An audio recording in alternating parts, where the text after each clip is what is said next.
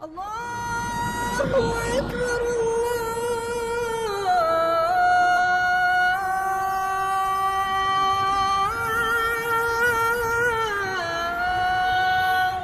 أكبر. بسم الله الرحمن الرحيم. الحمد لله رب العالمين، وصلى الله وسلم وبارك على المبعوث رحمة للعالمين سيدنا محمد وعلى آله وصحبه أجمعين.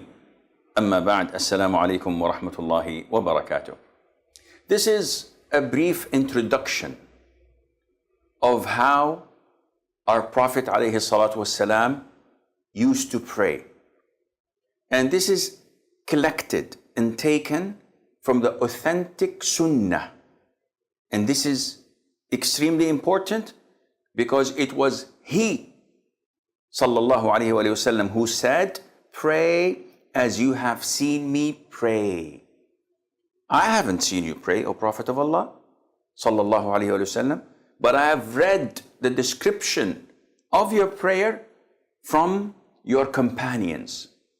And the hadiths that came to us are found in Bukhari, in Muslim, in Sunan Abi Dawood, Tirmidhi, Ibn Majah, An-Nasa'i, in Al-Mustadrak, in Musnad Imam Ahmad, Muwatta Imam Malik. So many books of hadith. You collect them, you check their authenticity, and then you implement it in your prayers. Now, the issue of prayer is important because it is one of the pillars of Islam.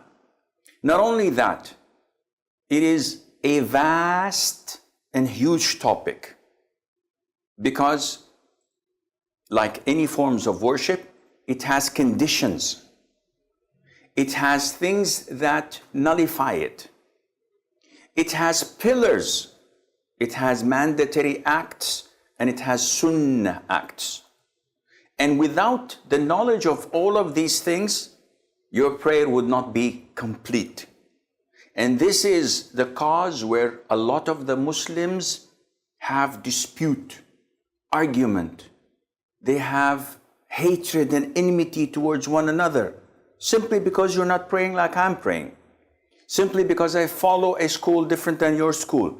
And this is totally wrong. Salat was made to gather people together. This is why we have congregational prayer. This is why when the Prophet ﷺ used to straighten the rows of the worshippers, he used to say to them, "Do not differ. Do not go against one another, so that Allah Azza wa Jal would not differ your hearts." And this is what we're having at the moment. So this is a brief description. I don't claim that it is the perfect description, but at least sharing with you that I know would insha'Allah elevate the level of our prayers to the level we want, bi'ithnillahi Azza wa Jal. So first of all, there are conditions, and these conditions must be fulfilled. And the definition of condition, according to the jurors, is that a thing, without it, the form of worship does not exist. And if it is found and fulfilled, that is the condition, this doesn't mean that it has to be found. What does this mean, Shaykh? I'm confused. I'll give you an example, don't worry.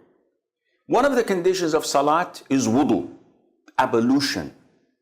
So, if I pray without ablution, my prayer is void. Simple as that. Because the condition was not fulfilled. But if I make ablution, this does not mean I have to pray. I may pray and I may not pray. So when the condition is there, it doesn't mean that I have to perform the form of worship. But if it is not fulfilled, if it's not there, this means that even if I perform the worship, the form of worship, it is invalid.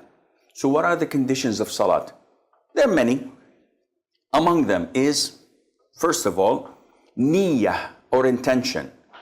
And the intention, some make it as a condition because it comes before the prayer, and some make it as a pillar. And it's more likely to be a condition. So you have to know what you're doing. You have to intend it. And I will not go into the conditions of Salat because this is a long topic.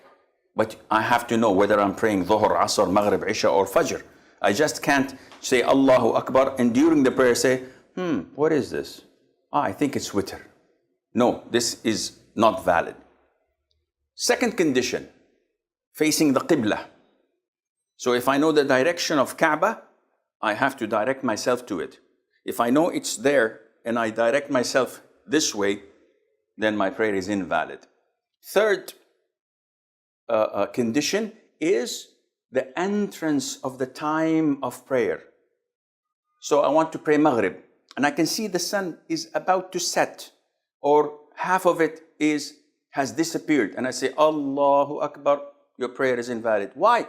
Because the sun has to completely set and disappear for Maghrib to be due and you can't pray before the time is due. Condition number 4, to cover your awrah. So for a man, I have to cover from the navel to the knees. This is my awrah. This is the private part that must not be shown. Without it, my prayer is invalid. Number 5 is to have purity. And purity is divided into 2 types. Wudu, which is uplifting the status of impurity. Or ghusl, which is uplifting the major state of impurity, the ritual impurity. This is number 1. Wudu or ghusl. Number 2, purity of my body. No najasa, no impurities on it. Purity of my clothes and purity of the spot that I'm praying on. Three types. These are the conditions. You can look for more details in the books of fiqh, but this is something you have to understand and know. Without it, your prayer is invalid. So be careful. We come to the prayer. I want to pray now. What do? I fulfill the conditions. Okay, my awrah is covered. I have wudu. I'm facing the qibla. The time is due for prayer. So what do? I intend. And how do I intend? Intention is in the heart. It's not something that you verbally say. So if I want to eat an apple, I don't say I intend to eat this green apple in front of me on the table. I just reach out and bite it. This is the intention. So my intention now, in my heart, I don't have to say anything verbally or mentally. I just intend to pray Dhuhr. It is Dhuhr time. I make wudu, I come and I stand. The intention is there. I begin my prayer with a pillar. What is this pillar? You tell me. Wrong answer. The first pillar of Salat is not takbir. The first pillar of Salat is standing up when you're able to do so. So for fard prayers, you don't have the option of sitting down because you're lazy or you feel tired. If you're able to stand up, it's a pillar that you stand up. This is pillar number 1. I'm standing up. I do pillar number 2, which is known as Takbiratul Ihram. The first inauguration takbir by saying Allahu Akbar. So now I've started prayer. The hadith of the Prophet ﷺ, وَتَحْرِيمُهَا التَّكْبِيرِ. So it has to be inaugurated with takbir, the first takbir. Okay, Shaykh, you said Allahu Akbar and you didn't raise your hands. Yes, raising the hands is not a pillar. This is a sunnah.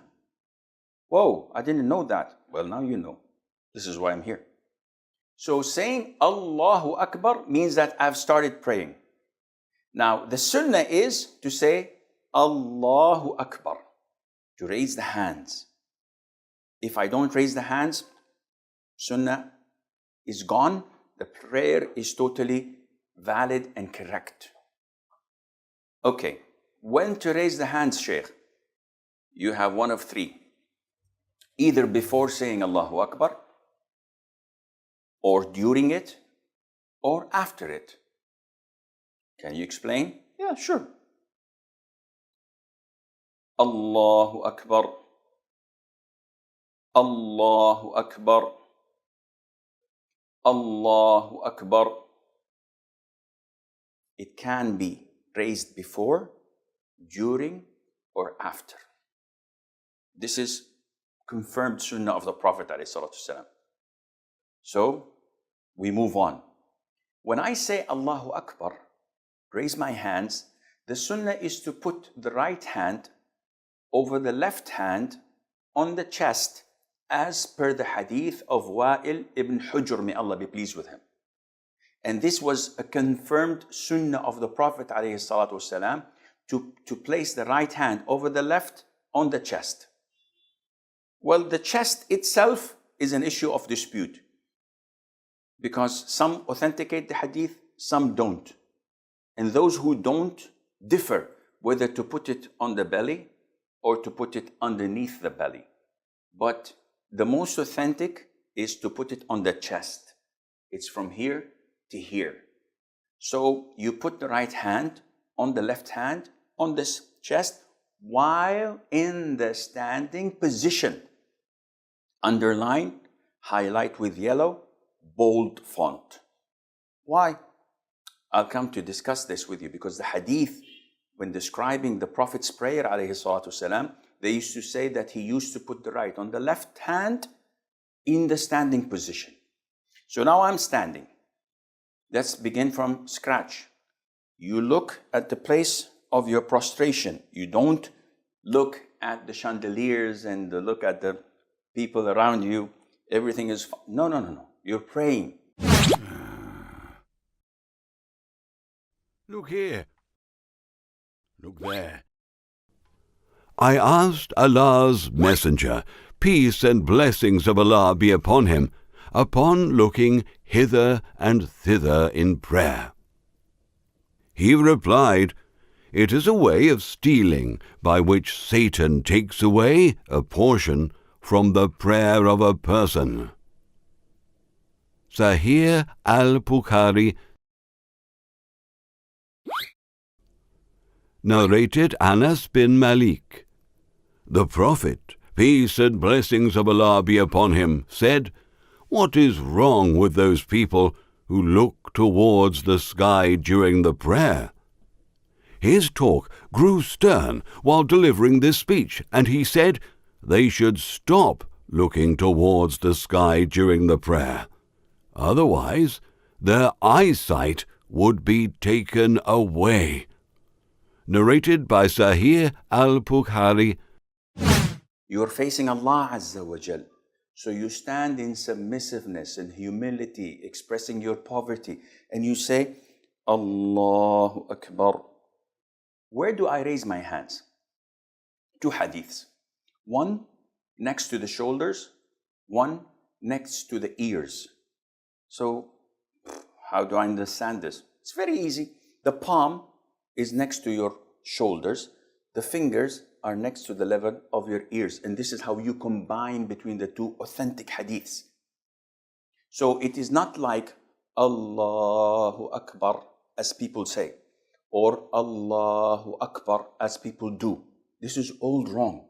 It is not Allahu Akbar. No, it is this way. So the palms next to the shoulders, the fingers are next to the level of the ears, facing the Qibla. You say Allahu Akbar, looking at the place of your prostration. Where do I put my forehead? I look at it whenever I am in the standing position. So it's always like this. Then I place my right hand over the left hand on the chest. And there are two ways of doing this. Look at my fingers. This is my wrist, my palm, and my arm. It's in between, like this. So this is one way of doing it. The other way, which is also authentic of doing it, is grabbing my wrist like this. So I'm grabbing it. Some people want to make something in between, so they do this. And this is wrong. Either you put the whole palm of your hand with the fingers on the arm, wrist, and hand, or you simply grab your wrist, left wrist, like this. So what people do like this is totally wrong. Some brothers from Africa do this, and they tilt themselves. What are you doing? They said, we're preserving the heart. When was the last time you took an x-ray? Maybe your heart is on the right. Then we have a problem. Where are you getting this from? The sunnah is to stand idle, in the middle, not to the left, not to the right, as the Prophet used to pray, alayhi salatu wassalam. Capish? Move on. Do the takbir, put the right on the left, on the chest, and you don't have to put it like some of the brothers do this. This is extreme. Some of the brothers, maybe Allahu Akbar. This is too loose. Some of the brothers say Allahu. This is too extreme. Follow the way of the Prophet ﷺ. Be moderate. And don't make an issue of it. Some brothers say Allahu Akbar, and they pray like this. And you start, what are you doing? I'm following the school of so-and-so. No, this is wrong. Akhi, what, is it wajib? Is it mandatory? No. Is it a fard, a rukun, a pillar? No. It's a sunnah. So don't fight over things that are sunnah. Prayer is more important than fighting over such issues.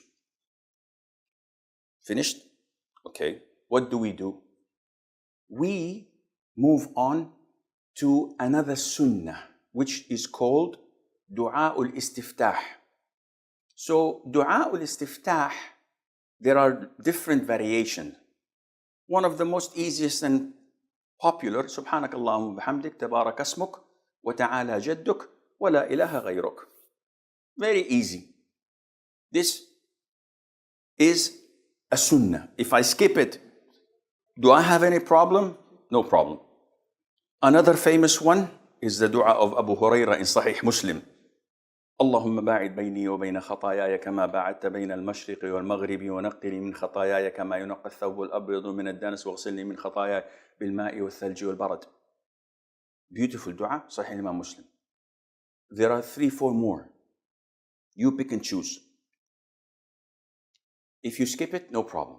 Then I begin with saying أعوذ بالله من الشيطان الرجيم, or أعوذ بالله السميع العليم من الشيطان الرجيم. Or there are a number of ways of seeking refuge in Allah from shaitan. Mandatory? No. Sunnah. Then I say Bismillah ar-Rahman ar-Rahim. Mandatory? No, it is sunnah. Shaykh, give me a break. What do you mean sunnah? In the Quran, if I open it, I find Bismillah ar-Rahman ar-Rahim, number 1. This is a verse from the Fatiha. Akhi, it's an issue of dispute.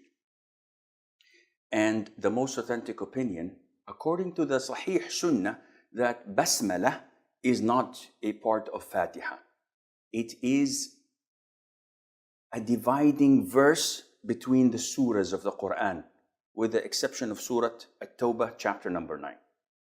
And the hadith is clearly stating this. When Allah says, I've divided prayer between me and my servant into 2 halves.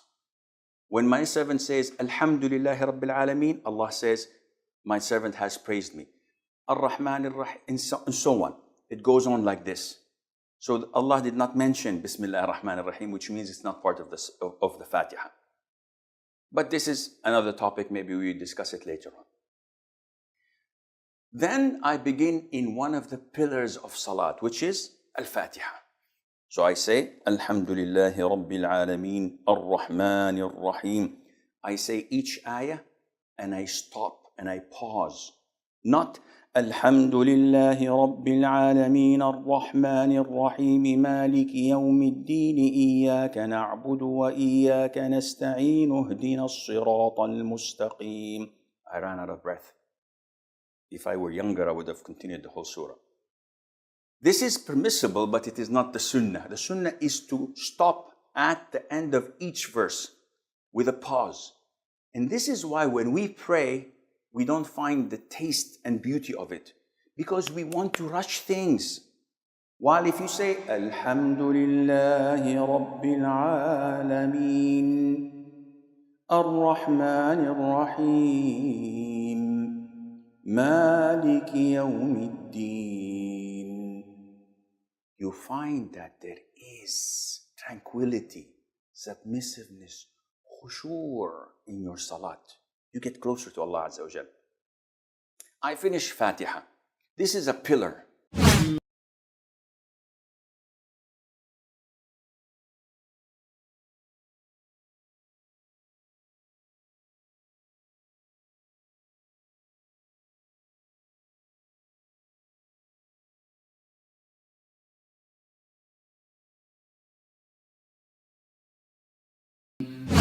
Now I'm talking about pillars, mandatory acts and voluntary acts. Once I finish the Fatiha, I can go to ruku'. Whoa, Shaykh, wait. There's a surah afterwards. I know there's a surah afterwards. This surah is a sunnah. You're kidding me. No, I'm not. There is a surah after the Fatiha, but it is a sunnah. So if I say, وَلَضَّالِّينَ آمين Allahu Akbar, in Fajr, my prayer is valid. I didn't know that. Now you know. If I say it in Maghrib, it's valid. If I say it in Isha, it's valid. The sunnah is to recite a surah afterwards, or a verse as a minimum. And the sky's the limit. Interesting. So I recite a surah afterwards. قُلْ يَا أَيُّهَا الْكَافِرُونَ. I finish that, then I go for ruku'. One question, Shaykh. Yes. After I say غَيْرِ الْمَغْضُوبِ عَلَيْهِمْ وَلَا الضَّالِّينَ آمين, should I pause so that the people behind me can recite the Fatiha? So I say وَلَا الضَّالِّينَ آمين.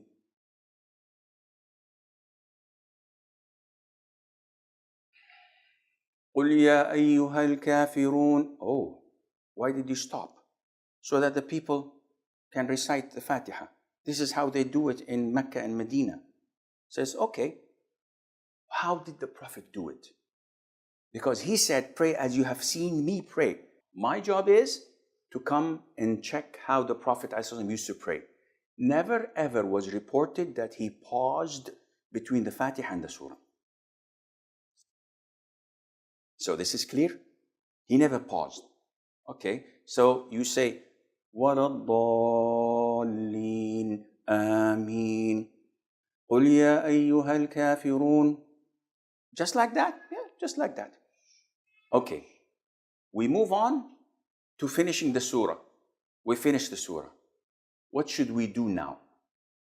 After finishing the surah, the sunnah is to go for ruku'. So how do I perform ruku'? So I finish the surah. I say, Allahu Akbar. Now listen, I haven't said it yet. Raising the hands, sunnah or mandatory? Sunnah. So the raising of the hands is a sunnah. And when do I say Allahu Akbar? Mistake number one. Allahu Akbar. This is wrong. Mistake number two. Allahu Akbar. Whoa. If these are two mistakes, then what should I do? You should say takbir while moving, not in the standing position and not after you've reached your ruku'. So that it's called takbir of movement. So this is the way it should be. Allahu Akbar. So while moving, saying the takbir. What is the ruling of the takbir, Shaykh? This is wajib, mandatory. Meaning that if you purposely skip it, your prayer is invalid. And if you skipped it out of forgetfulness or an error, you have to compensate this by sujood as-sahw. So I go to the ruku' position. And what I do is the following. Allahu Akbar. Now in the ruku' position, I have to do the following. Number one, my palms of the hands are spread and grabbing my knees like this. So the fingers are spread. My back is straight. So it's not like this, and it's not stretching out downwards. The sunnah is to keep your back straight, as if someone puts water on it, it will remain. It would not spill. I don't know how bad I'm doing this or how I'm doing this. I don't see myself, but I try my level best to do it according to the sunnah. The head, as described in the hadith, should not be pointed up like this, and it should not be tilted down like this. So it should be normal way of doing it. So this is the ruku'. Now you ask me, where should I look, Sheikh? It's an issue of dispute. Shaykh Al-Albani says, in the standing position, we were told to look at the prostration spot.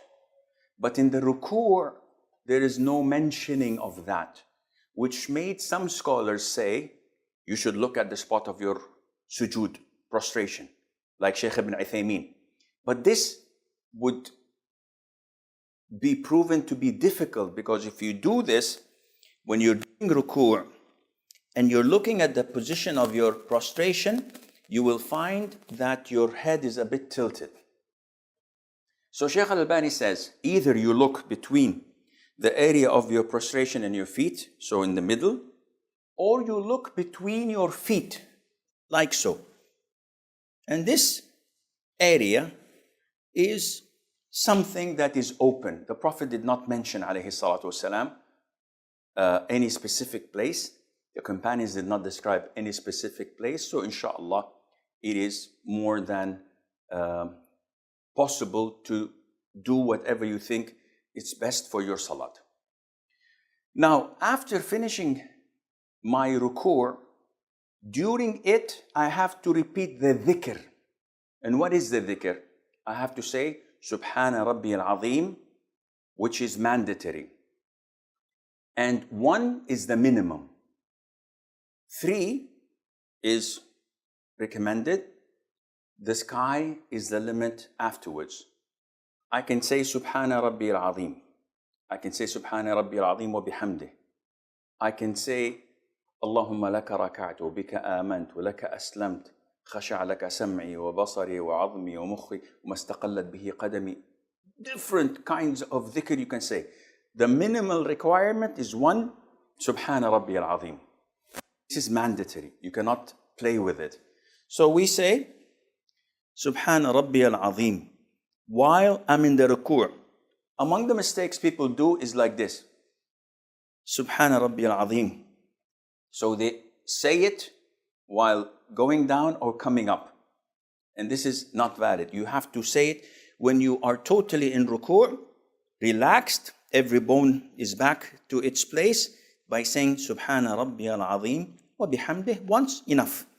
Then while rising up, you say Sami Allahu liman hamida, and you raise your hands again.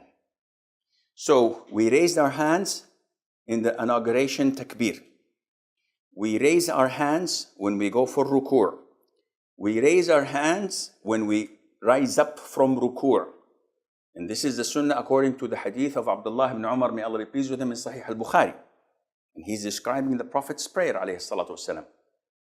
And we say, Sami Allahu liman hamidah.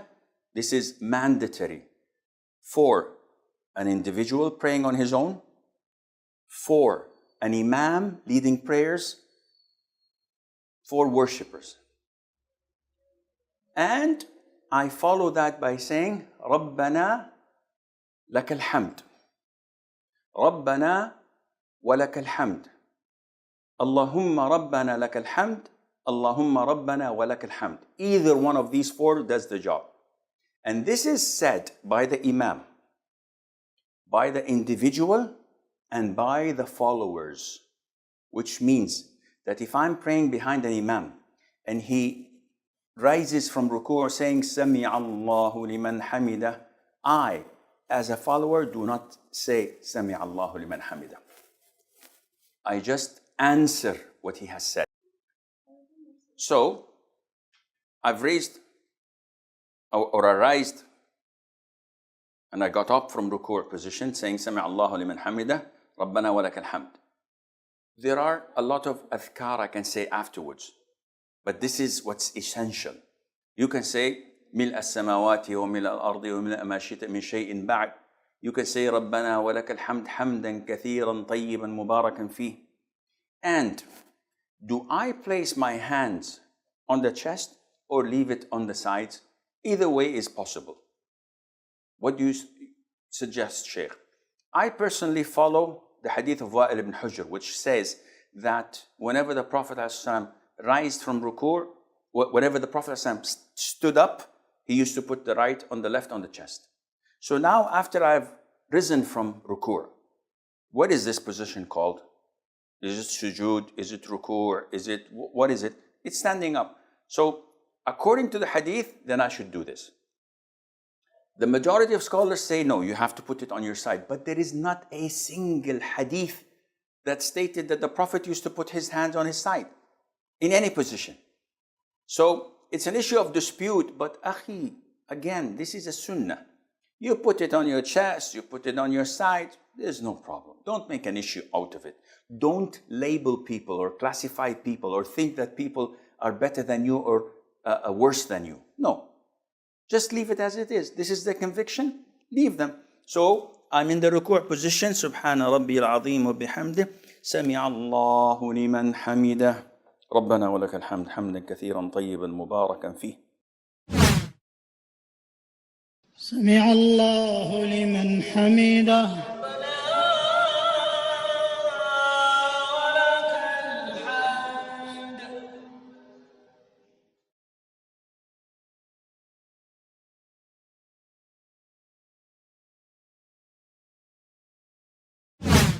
This is my standing up from ruku'. What should I do now? I should go for sujood. Now for sujood, there are two ways, a different of opinion among scholars. Should I land first on my knees or should I land first on my hands? It's an issue of dispute. And the reason of that is the hadith of the Prophet ﷺ when he said that one should not go down like a camel does when the camel wants to sit. Rather, he should put his hands first before his knees. And understanding whether the hands of a camel are their elbows or the knees in his feet, it's an issue of dispute. Either way is okay, inshallah. So, however you feel comfortable with, you should do it. I personally, due to age, due to praying on marble or stones, whenever there are pebbles in the ground, if you land from the standing position on your knees, would surely injure yourself one way or the other. For elders, it's difficult to go on their knees, especially if they have knee problems. It's always best to go first on the hand. It's like a shock absorber. It absorbs the fall itself. It eases the pressure on and the weight on the knees. So how to do this? This is what we'll, inshallah, show you now. So, in order to do sujood, you will find that I'll take my glasses. Now I can't see you, but alhamdulillah, you can see me. Why do you take your glasses off, Shaykh? Because it will hinder putting the sujood spots properly. What do you mean by sujood? Prostration, as the Prophet said, I was ordered to prostrate on 7 limbs. He said, the face, and he pointed to his nose, meaning the forehead and the nose. These are related. This is one organ. The hands, the knees, and the feet. These are 7. So, I want to go to sujood. Do I raise my hands? No. I just say Allahu Akbar while falling to sujood. And this is what I do. Allahu Akbar. This is the way of performing sujood. What are the things I should paying attention to? Before I do the prostration, I'm still in the standing position. You have to know that, first of all, my hands should be pointing to the Qibla. So my hands are not this way and are not this way, rather they are pointing to the Qibla. Now, where should I place my hands? I have the option either to place my hands next to my shoulders or a little bit close to my ears. My knees are not so close together, they are apart.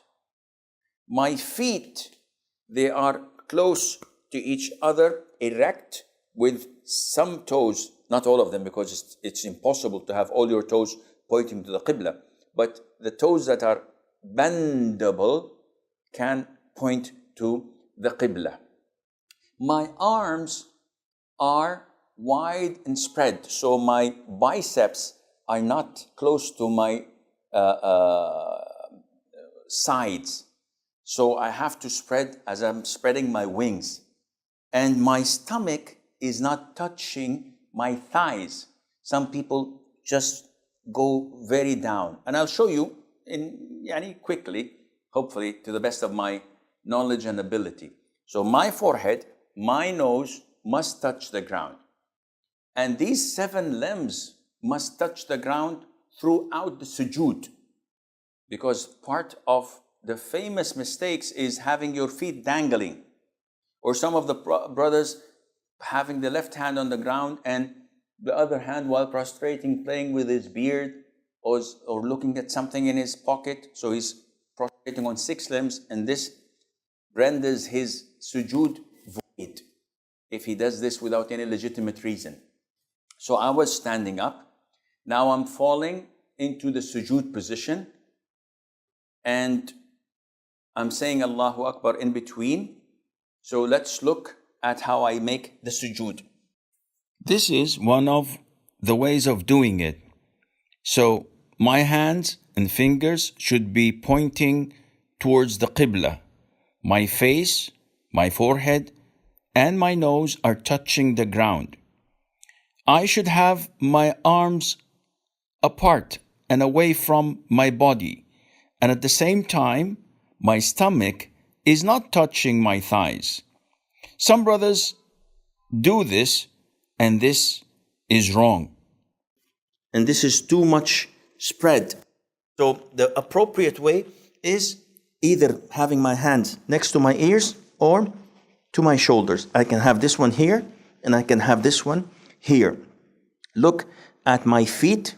They are touched together, not far away. They are touched together with my toes bent towards the Qibla as much as possible.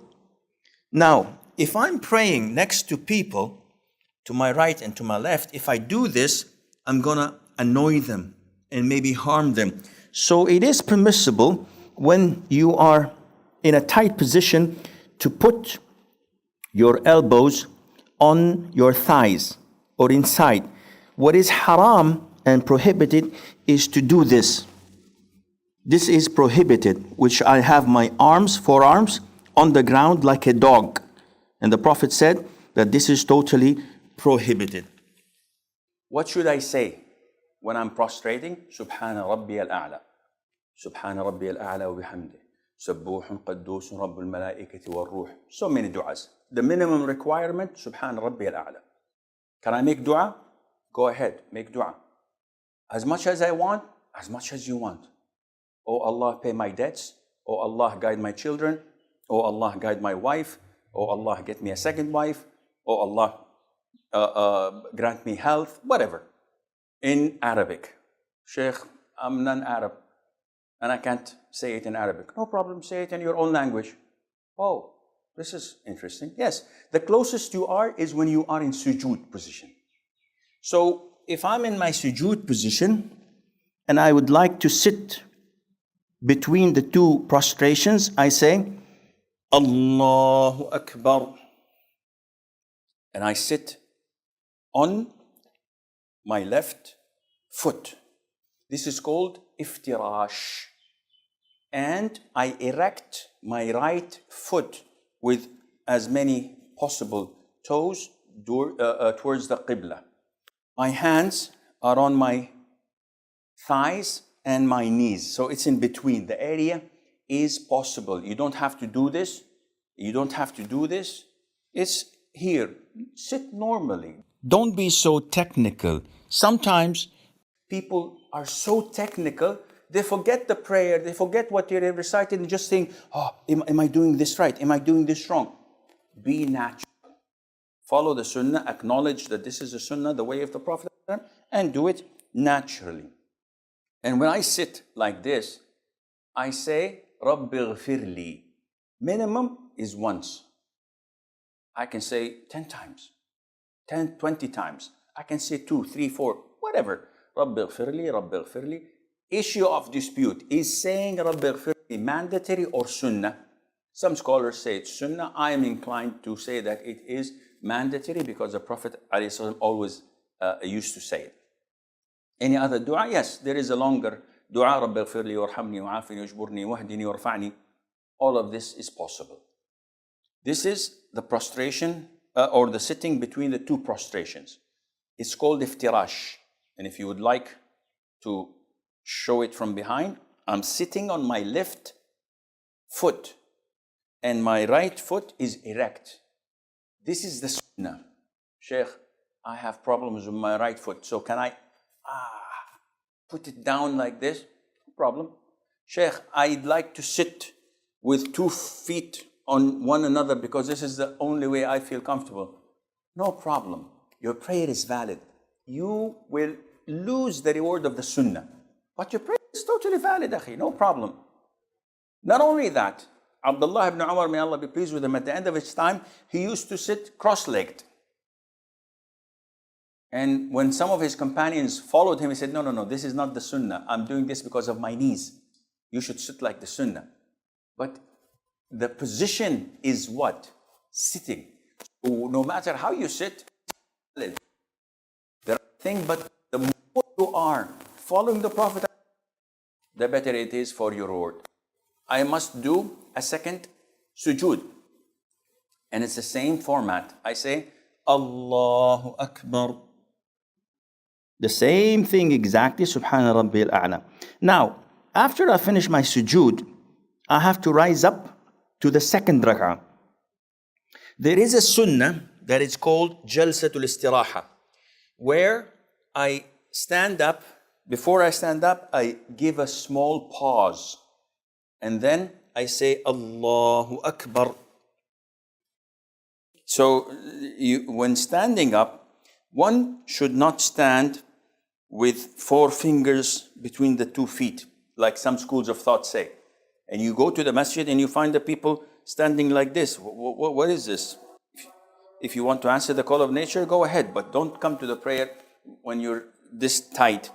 So this is, the way I'm standing is wrong.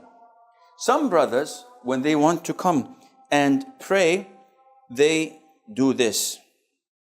Why? He says, the one on the right is far away from me, and the one on the left is far from me. And the brothers is doing this and doing this. Akhi, what are you doing? This is done in karate, in taekwondo, but not in prayer. So how should I stand? Stand normally, akhi. The width of your shoulders should be relevant to the distance between your 2 feet. Don't stand like this, because this is not pointing to the Qibla, and don't stand like this, because this means you have to see your orthopedic surgeon, you have a problem with your knees, but stand in a normal way, either like this or a little bit away from each other. Make it natural the way you stand. So I rose to the second rak'ah. Do I raise my hands? No. I simply say Allahu Akbar and resume my second rak'ah exactly as the first rak'ah. And I recite the Fatiha, I recite an optional surah afterwards, as according to the Sunnah. Now, one thing that we need to pay attention to, and 90% of Muslims are doing, unfortunately, it is a mandatory act of reciting the Quran, of making dhikr, of making dua, is to move your lips. What do you mean, Shaykh? If you pray the Fatiha like this, I just said Ameen in my head. I did not move my lips, I did not move my tongue. Your prayer is invalid. Oof, invalid? Yes, it's totally invalid. Why? See, when I think of punching my cameraman in the face, or taking the wallet of the man sitting there and robbing him of his money, I didn't utter it, I didn't act upon it, there is no sin on me. Whatever goes in my mind, there is no sin. Likewise, if I just simply recite the Quran in my mind without moving my lips with it, it does not count. It's just scanning things in my head. I have to say,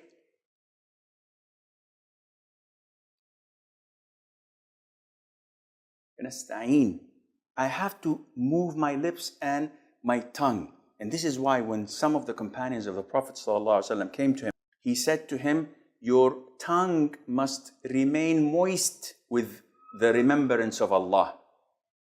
Which means that you have to move your tongue when reciting the Quran, saying Allahu Akbar. The people, they do like this. And they keep on their prayer without moving the lips, and this is totally wrong. One of the things that a lot of the Muslims also make a mistake in is keeping their eyes closed. So what are you doing? Well, I am daydreaming. I think I'm on the beach in Côte d'Azur, in Cannes or Nice. Wow, it's fun. Allahu Akbar. What? This is totally haram. Why are you closing your eyes? He said, oh, Shaykh, I'm distracted. Whenever I keep my eyes open, the man in front of me is moving, and the next one to me is touching his pocket, and the third one is picking his nose, and every time I feel tempted to look at my watch, and sometimes I say, Sami Allahu liman hamidah, and I watch the chandeliers and the lights and the writing on the wall, I get distracted, so I close my eyes. This is not permissible. Why? Because neither the Prophet ﷺ nor his companions had ever done this, and they had more things to distract them than you. Now, if you tell me that there's a child in front of you while praying, sometimes you get these situations. You get a 3-year or 4-year-old child standing in front of you, looking into your eyes and doing faces to you. This would make you break into laughter. So in order to avoid this, you close your eyes for maybe 5-10 seconds until he goes away. This is okay. But to think that tranquility comes only through closing your eyes while doing this, this is against the Sunnah and it's not permissible. Also, one of the common mistakes is that when you are in the ruku' position and you say Sami Allahu liman hamidah, people think that this is time for dua qunut. So they say Sami Allahu liman hamidah Rabbana wa lakal hamd hamdan kathiran tayyiban mubarakan. This is wrong. The raising of the hands should be Sami Allahu liman hamidah. If you want to make dua, either put your hands to your sides or to what I have indicated to earlier, put the right on the left on the chest and say Rabbana wa lakal hamd hamdan kathiran tayyiban mubarakan fi. This is only done in qunut of witr. When you're making dua in qunut of witr, not during their prayers as usual. I bow and I prostrate and then I sit for the first tashahhud. So when I rise up from the second sujood to sit for my first tashahhud, I'm in the position of iftirash. I sit on my left foot with my right foot erect with my toes pointing to the Qibla. And I begin to say At-Tahiyyat, which is mandatory. Now, my left hand is on my knee and thigh in here. My right hand has two positions. The first position is to grab the two pinky and the one next to it finger, to attach the middle finger with the thumb, doing a circle like this, and to point with my index finger like this. This is position one, which the Sunnah came with. The second position is to make a fist with all four fingers, pointing only with the index finger. So, either this or this. Now, what do I do with the index finger? The Sunnah, as in the Hadith of Wa'il ibn Hujr, the Prophet, whenever he sat alayhi salatu wasalam for tashahhud, he used to point his index finger, moving it, making dua with it. So the Sunnah is to point it like this, shake it in its position, not circling like some people do, and not going up and down like people do, rather than pointing it and moving it. There is another hadith which is not as strong, not as authentic, which was narrated by Abdullah ibn Zubayr, may Allah be pleased with him and with his father, that the Prophet used to point and does not move. But the most authentic opinion is the hadith of Wa'il ibn Hujr, that he used to move it throughout. So when do we stop, Shaykh? You begin by saying, At-Tahiyyatu lillahi was-salawatu wat-tayyibat, Assalamu alayka ayyuha an-nabi wa rahmatullahi wa barakatuh, Assalamu alayna wa ala ibadillahi as-salihin, Ashhadu an la ilaha illa Allah wahdahu la sharika lah, wa ashhadu anna Muhammadan abduhu wa rasuluh. With different variations of this tashahhud. And I'm moving my finger. Point out that I can say either one, the hadith of Umar or the hadith of Abdullah bin Mas'ud. Assalamu alayka ayyuha nabi. This is Umar ibn Khattab and others. Or I can say that what Abdullah ibn Mas'ud used to say, which is in Saheeh Al-Bukhari, Assalamu ala nabi wa rahmatullahi wa barakatuh. And he said that we used to say at the time of the Prophet, when he was alive, Assalamu alayka ayyuha nabi. But after he died, we used to say, Assalamu ala nabi wa rahmatullahi wa barakatuh. So I can say either one. Now this is the first tashahhud. Do I offer salutation afterwards by saying, Allahumma salli ala Muhammadin wa ala ali Muhammad? No. The most authentic opinion is that this is the Sunnah. Imam Shafi'i said that if you add salutation upon the Prophet in the first tashahhud, this is recommended.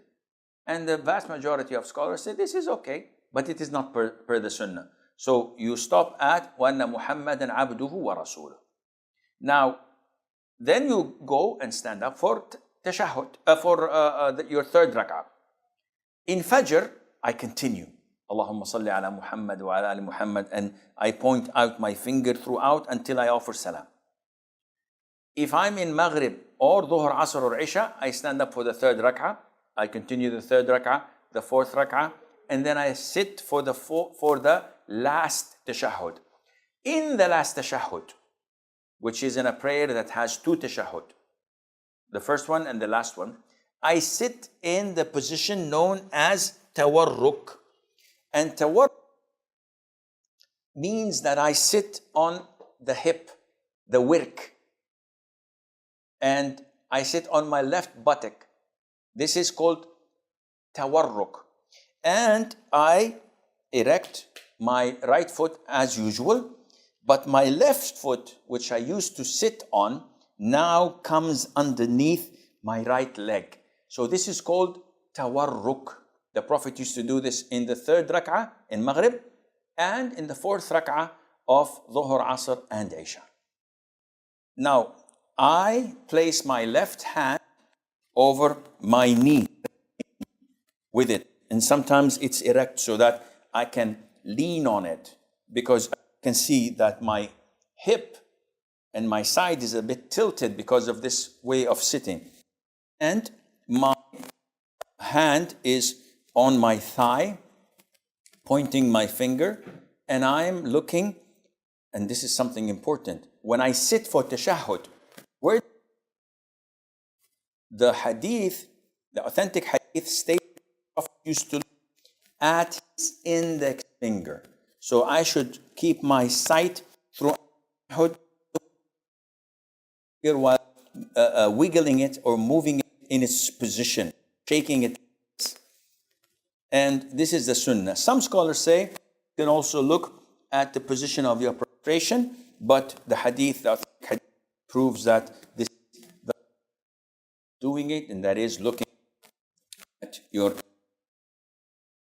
I recite صل على محمد وعلى آل محمد كما صليت على إبراهيم وعلى إبراهيم إنك حميد مجيد اللهم بارك على محمد till the end. And then it is recommended to say or seek refuge in Allah from the four things. اللهم نعوذ بك من عذاب جهنم وعذاب القبر من فتنة المحيا والممات من فتنة المسيح الدجال. And then I can ask whatever I want. Same as sujood, because this is a place where the Prophet told us alayhi salatu wasalam that you should select whatever you want from dua in this position. So I ask for Allah's forgiveness, I ask for Allah's provision, I ask for Allah's health, to guidance, etc. And then recommended to conclude before salam by saying, Allah ala dhikrika wa shukrika wa husni ibadatik. This dua of Mu'adh ibn Jabal, some say it's before salam, others say it's after salam. I'm inclined to say it before salam because this is the time of dua. And then I offer salam. And how do I offer salam? I say, Assalamu alaikum wa rahmatullah. Assalamu alaikum wa rahmatullah. If you notice, I did not pause. I did not say, Assalamu alaikum wa rahmatullah. Assalamu alaikum wa rahmatullah. It's not this way. And it's wrong to say it. People say, Assalamu alaikum and then turn. No, it should be simultaneous. Assalamu alaikum wa rahmatullah. Assalamu alaikum wa rahmatullah. And the sunnah is to make those behind you see your cheek. So you don't say, do this. So they see your cheek, as they reported it in the companions. We used to see the whiteness of his cheek, alayhi salatu salam, to the right and to the left. Among the common mistakes, your hands. In the tashahhud, after you finish, people usually do this. What is this? It's a sign that they have concluded. Who are you signing this for? So while in the tashahhud, they finish the tashahhud and the imam is still praying. So they say, Allahumma inni ala dhikrika wa shukrika wa husni ibadatik. By the way, guys, I'm finished. Some of them in salam, they would say, Assalamu alaikum wa rahmatullah. Assalamu alaikum wa rahmatullah. As if they're giving right indicator, left indicator, they're driving. I think it's part of driving lessons. No, it's wrong. You don't have to do this. You're not turning right or left. So doing this is prohibited. The Prophet saw the companions moving their hands while in prayer, and he said, do not do this like the tails of wild horses. You know, the tail of the wild horse is always wiggling and upright. And the Prophet prohibited them from saying this. And it is important to learn how to pray according to the Sunnah, and that you're doing this for the sake of Allah Azza wa Jal.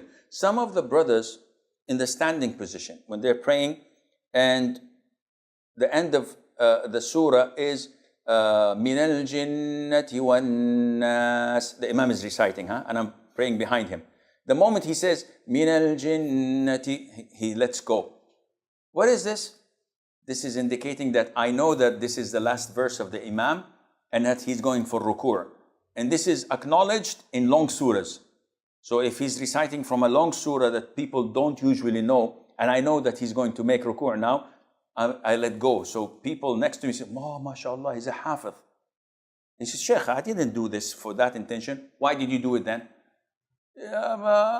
Don't. Follow the Imam. As long as the Imam is doing this, you do it.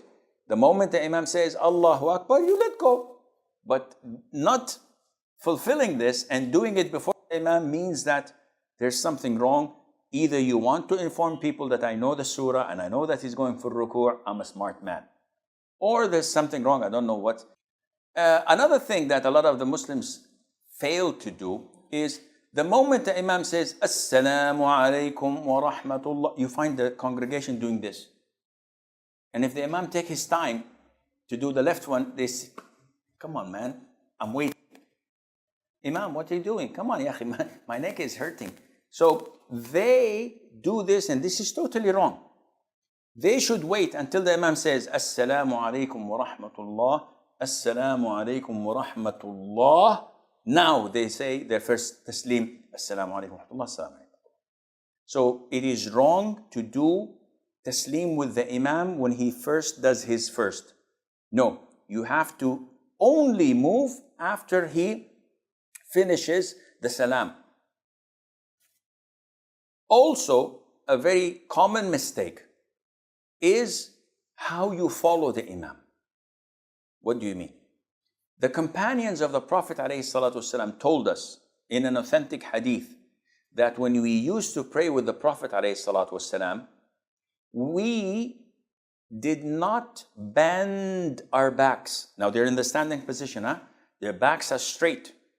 We never bent our backs until the forehead of the Prophet ﷺ touched the ground.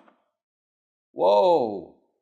Meaning that if the Prophet says, Allahu Akbar, they wait until his head touches the ground, then they start descending. The vast majority of people, the moment the Imam says, they immediately go and fall. Maybe they're fitter, faster than the Imam, so they raise him and they go to prostration before the Imam, and this invalidates their prayer. So you be careful. You do not move from the pillar you're doing to the following pillar until the Imam reaches it. So in ruku', he says, Allah, you don't, until he bends. Then you bend. When he says, Sami Allahu liman hamida, once he's erect and standing, you stand up and you cascade this to all your prayers. People ask, when we stand in the direction of Qibla, so how pinpoint should we be exact in our direction? Well, the Prophet told us the answer. The sisters say, are our prayers similar or different to men prayers? A lot of the sisters also ask about their attire when praying. How do we pray a traveler's prayer? What are the conditions where tayammum is allowed in order to pray? How to pray the missed rak'ah? There are people who kiss their thumbs during Aadhaan and Iqamah when Ashhadu anna Muhammadan Rasulullah is said. Is there any proof of this? Definitely not. Question. Can one pray Sunnah of Fajr after the Fard Salat? Allahu Akbar.